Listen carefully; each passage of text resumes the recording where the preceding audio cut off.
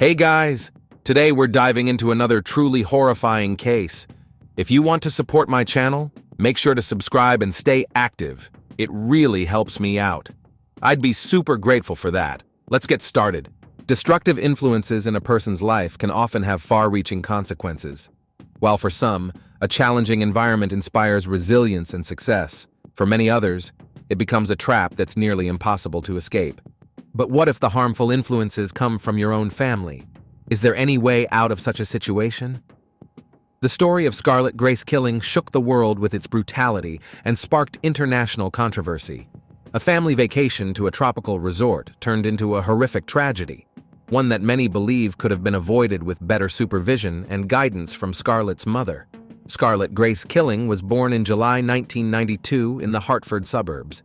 She was the third of 9 children born to Fiona McCowan, a woman with a unique outlook on life, shaped by her fascination with the hippie philosophy. Fiona had her children with 5 different partners, none of whom she ever married. Tragically, none of the fathers maintained a relationship with either Fiona or their children after parting ways, nor did they provide financial support. Fiona became a mother at a very young age. Her first son, Halvor, was born in 1988. A year and a half later, she gave birth to another son, Silas. Scarlett came along 2 years after that. The father of these 3 children, Richard Killing, was of Libyan descent and worked for a prominent construction company. While he acknowledged the children as his own and gave them his last name, he neither married Fiona nor maintained any meaningful contact with the children afterward. Shortly after parting ways with Richard Killing, Fiona McCowan, a single mother, entered a relationship with a British stockbroker named Chris Osborne. From this union, Fiona had 2 daughters, Marilyn, born in 1994, and Christy Kiss, born in 1995. However, the couple separated not long after the birth of their second child. In 1996, Fiona, now a mother of 4, moved to London in hopes of transforming her life. She found work as a vendor at a local produce market, where she met a man named Paul, whose last name remains unknown. They began a relationship and Fiona gave birth to 2 more children, a son, Isaac, in 1997, and a daughter, Kate, in 1998. The family relocated to Devon, settling in a struggling neighborhood with high crime rates. Tragically, Paul left shortly after the birth of their daughter, leaving Fiona to care for the children on her own. By the late 1990s, Fiona experienced 2 brief relationships with different men. From these, she had 2 more daughters, Trinity and Aurora, born 1 year apart. Unfortunately, none of Fiona's former partners took responsibility for their children, provided financial assistance, or remained involved in their lives. Fiona faced immense challenges as a single mother. Without anyone to watch her children, she struggled to maintain steady employment. As a result, the family relied on modest government assistance, which was often insufficient for even basic needs. They lived in a cramped, rundown house provided by local authorities, barely meeting the standard of livability. Education for the children was a mix of homeschooling, led by Fiona, and intermittent attempts to enroll them in public schools. However, these efforts were often hindered by financial constraints, such as an inability to afford essential school supplies and bullying from peers. Fiona believed that teaching her children basic reading, writing, and arithmetic at home was sufficient to prepare them for life. The neighborhood they lived in was one of the most disadvantaged areas in Devon, plagued by crime and social instability. Fiona herself occasionally overindulged in alcohol and experimented with banned substances. Despite this, she made efforts to shield her children from her vices and prevent them from developing similar habits. However, the combination of a challenging environment, lack of resources, and the accessibility of alcohol and prohibited substances ultimately created a destructive atmosphere for the family. Scarlett grew up to be a strikingly beautiful and outgoing young woman. She dreamed of becoming a model or actress and traveling the world. However, much of her time was spent unsupervised, which led her to fall in with a bad crowd. This group introduced her to alcohol and prohibited substances at an early age. While she tried to hide these activities from her mother, Fiona occasionally caught her smoking marijuana.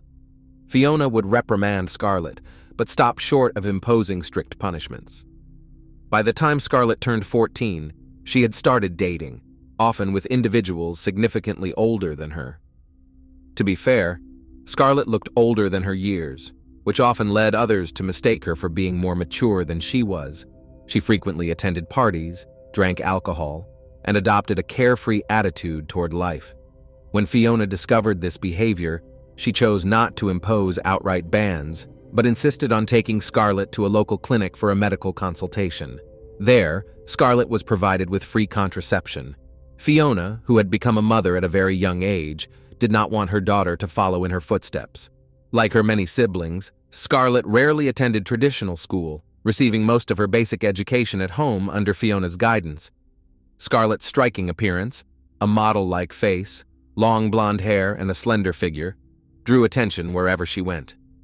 Around the age of 14, she got her first tattoo and became interested in body piercings, adding several to her face and body. In 2006, Fiona began a relationship with a man named Robert Clark. Rob owned a small business and was by far the most financially stable partner Fiona had ever been with. He quickly built a rapport with Fiona's children, treating them kindly and often giving them pocket money. About a year into their relationship, Rob proposed an idea. He suggested that Fiona and her family join him on an extended trip to India. Rob, who had visited the country several times before and was enamored with its culture, wanted to share his passion for India with Fiona and her children. After some deliberation, the family decided to travel to Goa. The plan was to explore spiritual practices, relax by the warm ocean, and soak in the region's rich culture, tropical climate, and stunning natural beauty. This journey, filled with hope and the promise of a fresh start, would ultimately take a dark and tragic turn, leaving an indelible mark on the lives of everyone involved. Fiona felt uneasy about her partner Rob paying for the entire family's trip. To contribute, she withdrew all her savings, carefully accumulated from government assistance, to cover at least part of the expenses. For Fiona and her children, this journey was meant to be a unique and exciting experience, especially since they had never traveled outside the UK or seen anything beyond struggling suburban neighborhoods. Even before the trip began, difficulties arose. Fiona's eldest son, who had reached adulthood by this time, was dealing with legal troubles connected to prohibited substances. Unable to obtain clearance to leave the country, he stayed behind to watch over their home while the rest of the family traveled. Rob purchased 10 plane tickets for himself, Fiona, and her 8 children. In early November 2007, the family flew to Goa for a 6-month stay, planning to remain until the end of April 2008. Everyone was eagerly anticipating the adventure, particularly Fiona's younger children, who were excited to swim in the ocean and relax under palm trees. The family rented a beachside bungalow in the village of Anjuna, located on the northern coast of Goa. Known as a hotspot for international tourists, Anjuna offered cheap accommodations, vibrant nightlife, endless parties, and easy access to alcohol and other banned substances. The village was steeped in the hippie culture and ideology, with countless entertainment venues operating around the clock. For a family accustomed to the gray skies and modest lifestyle of England, the vibrant and sun-soaked paradise seemed like a dream come true. The weather was perfect, and the first few months flew by in a blur of relaxation and exploration. By mid-January 2008, however, the family had grown tired of the constant noise, parties, and bustling crowds of tourists. The province's high crime rates and the general atmosphere of chaos also made them feel unsafe. The family began discussing plans to leave Anjuna and explore other destinations in India, seeking a quieter and more peaceful experience. As the family prepared to move on, Scarlett unexpectedly refused to leave. She had formed a romantic connection with a local man named Julio Lobo, a Guam native 10 years her senior. Julio worked as a tour guide for a small beachside tourist company. Scarlett's attachment to Julio became the central reason for her resistance, creating a tense situation within the family. Fiona reluctantly allowed Scarlett to take on small jobs to earn her own money. Scarlett handed out flyers and occasionally helped her boyfriend Julio with his tour guide business. Although her earnings were minimal, she was proud of her independence and begged her mother to let her stay in Anjuna, insisting she could take care of herself. Fiona strongly opposed the idea, believing it was reckless to leave her daughter alone in a foreign country with someone she barely knew. Scarlett, however, was persistent and argued that this would be an invaluable experience, helping her learn how to earn, budget, and support herself. For several days, mother and daughter argued over the matter. Fiona found it impossible to justify leaving her underage daughter behind, particularly in a place with such a wild reputation. Yet Scarlett's determination eventually wore her down. Scarlett promised not to drink alcohol, avoid stronger substances, limit her attendance at parties, and never go out alone at night.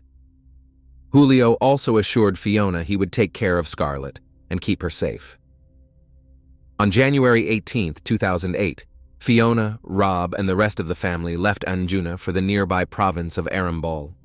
From there, they traveled to Baga and then began exploring southern Goa with its serene, endless sandy beaches. Despite their tight budget, which had been significantly depleted during the first months of their trip, the family made the most of their time and cherished every moment. In early February 2008, Fiona received devastating news from the UK. On February 8th, a hospital called to inform her that her eldest son Halvor had been hit by a car while crossing the street. Although he survived, he suffered serious injuries, leaving him unable to walk and in need of constant care. Even before receiving this alarming call, Fiona had been considering cutting the trip short and returning home. Her relationship with Rob had grown increasingly tense in recent weeks, and the family's financial situation had deteriorated to the point where they could only afford a single hostel room for all of them and could eat just one meal a day. That same day, Fiona called Scarlett to share the news about Halvor's accident and informed her of the family's plan to leave Goa and return to the UK. Scarlett, while upset about her brother's condition, expressed her reluctance to leave. Despite her objections, Fiona was firm in her decision. There was no way she would leave her daughter alone in a foreign country. During her time on her own in Anjuna, Scarlett had developed a routine. She handed out promotional flyers for Julio's tour guide business during the day and occasionally joined him as his assistant. In the evenings, she worked as a waitress at various beach bars. At night, she attended parties, spending her modest earnings on entertainment. Scarlett had become acquainted with many locals, particularly those working in the nightlife and hospitality industries along the beach. When Fiona and the rest of the family returned to Anjuna to collect Scarlett, she managed to persuade her mother to let her attend one last party to say goodbye to her friends. Reluctantly, Fiona agreed, believing that nothing bad would happen. Scarlett planned to go to the event with Julio and his younger sister Ruby, intending to spend the night at Julio's aunt's house and meet her family the following morning. On the evening of the party, Julio unexpectedly fell ill with a fever and decided to stay home and rest. Scarlett and Ruby went to the party without him. They visited several beach bars, drank alcoholic beverages, danced, and enjoyed themselves. After midnight, Ruby began urging Scarlett to head home, but Scarlett insisted on staying a little longer, explaining that it was her last night out and she wanted to make the most of it. She assured Ruby that she would leave soon and head straight back to her family, planning to say goodbye to Julio the next day before leaving Goa. Around 1 a.m., the two friends parted ways. Ruby went home, and Scarlett stayed behind to continue enjoying the night. Before leaving, the two promised to keep in touch after Scarlett returned to the UK. Scarlett also shared her plans to come back to Goa after turning 18, intending to stay and live there permanently. Tragically, these dreams would never come true. Scarlett was never seen alive again. The following morning, Scarlett's family didn't immediately realize something was wrong, as they were unaware of her changed plans. Fiona assumed her daughter had spent the night at Julio's aunt's house, while Julio and Ruby believed she had returned to her family. It wasn't until closer to noon that Fiona, concerned by Scarlett's absence, called Julio to ask where her daughter was. Julio told her that Scarlett had planned to head back to the family after the party. Meanwhile, around midday on February 18, 2008, passers-by on Anjuna's main beach discovered the partially unclothed body of a young woman washed ashore. Workers at a nearby bar quickly identified the victim as Scarlett Killing, who had been working part-time for them as a waitress. However, final confirmation had to come from her family, who were soon contacted and brought in for identification. Fiona was devastated. She couldn't believe her daughter was gone until she saw Scarlett's body herself at the morgue. According to the official report, the cause of death was drowning, but the condition of the body raised serious concerns that Scarlett had been subjected to prolonged and cruel mistreatment. After identifying her daughter, Fiona went straight to the police to point out the suspicious circumstances surrounding Scarlett's death. First, most of Scarlett's clothing was missing. Second, Fiona noticed multiple bruises and injuries on her daughter's body, particularly in sensitive areas, which suggested potential physical mistreatment and intimate aggression. Despite these observations, local authorities seemed reluctant to investigate the possibility of a violent crime involving a foreign tourist, likely fearing that such news might deter other visitors. Officials claimed Scarlett had consumed excessive amounts of alcohol, gone swimming, and accidentally drowned. They suggested that her clothing had been pulled off by ocean currents and that the injuries on her body were caused by sharp rocks along the shore. The police appeared eager to close the case quickly and pressed Fiona to sign the necessary paperwork. It took Fiona an entire month to challenge the official conclusion regarding her daughter's cause of death and secure a second autopsy.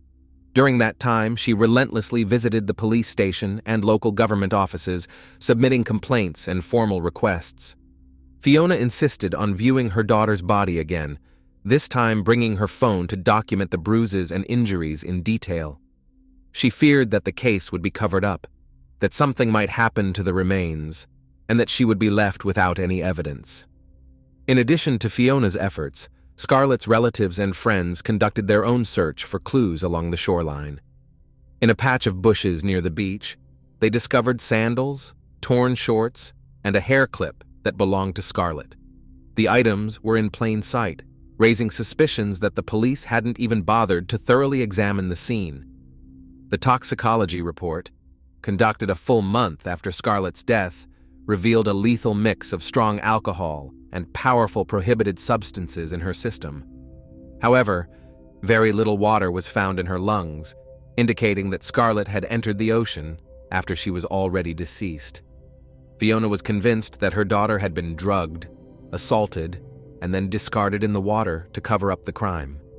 She believed the perpetrators hoped Scarlett's body would either drift into the open sea or that her death would be dismissed as accidental drowning. The second autopsy further supported these suspicions, uncovering over 50 distinct injuries on Scarlett's body. Some appeared to have been inflicted by bare hands, including bruises on her neck consistent with strangulation by fingers. Fiona, her family, Rob, and Scarlett's friends effectively took on the investigation themselves. They gathered information, searched for witnesses, and passed their findings on to the police. One significant lead came from Mike Massal, a British tourist who had been staying in Goa for the winter. Mike frequently visited local bars and occasionally saw Scarlett working as a waitress. According to Mike, around 3 a.m. on the night of Scarlett's death, she entered a bar where he was hanging out. She appeared highly intoxicated, barely able to stand, and slurring her words. Scarlett stumbled over the threshold, falling to the floor and needing help to get up. Afterward, she headed to the staff area, sat down, and began chatting with two men who worked there, Indian locals, one appearing to be in his 30s and the other over 40. Mike noted that Scarlett seemed familiar with the men, as their conversation was casual and filled with laughter.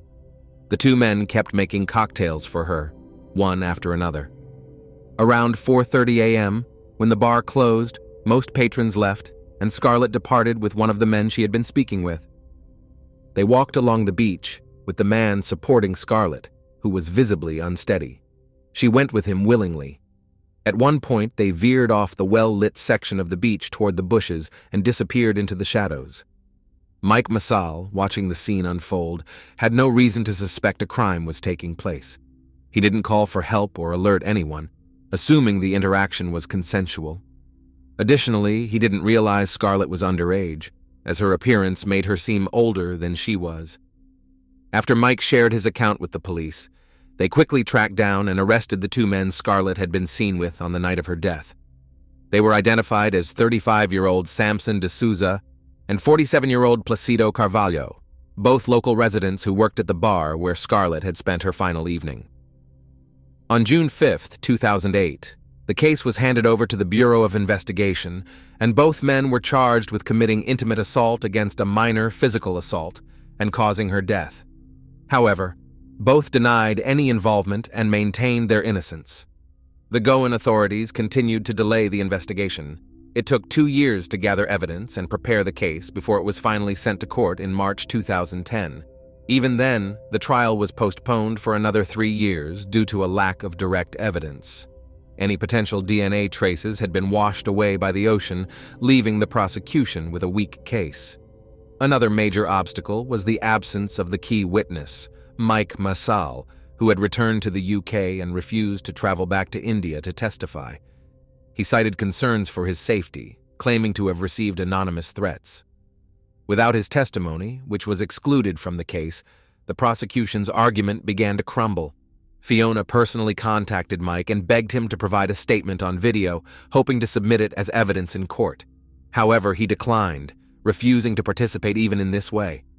Heartbroken, Fiona tried to appeal to his conscience, reminding him that while he hadn't intervened to save her daughter that night, he could at least help bring her perpetrators to justice. Even this failed to persuade him.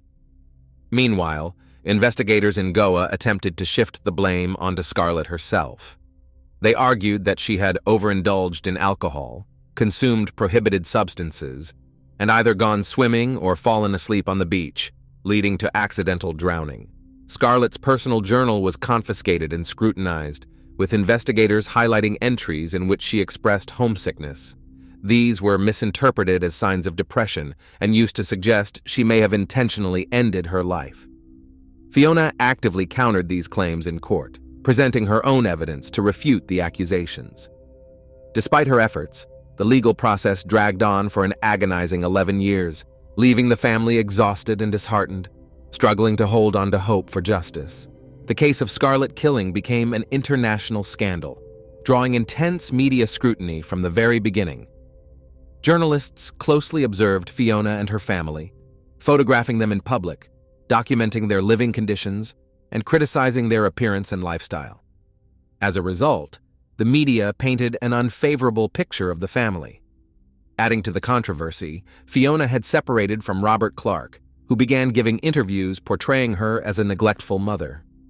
According to Robert, Fiona failed to properly supervise her children, allowed them access to alcohol, and turned a blind eye to other questionable behavior.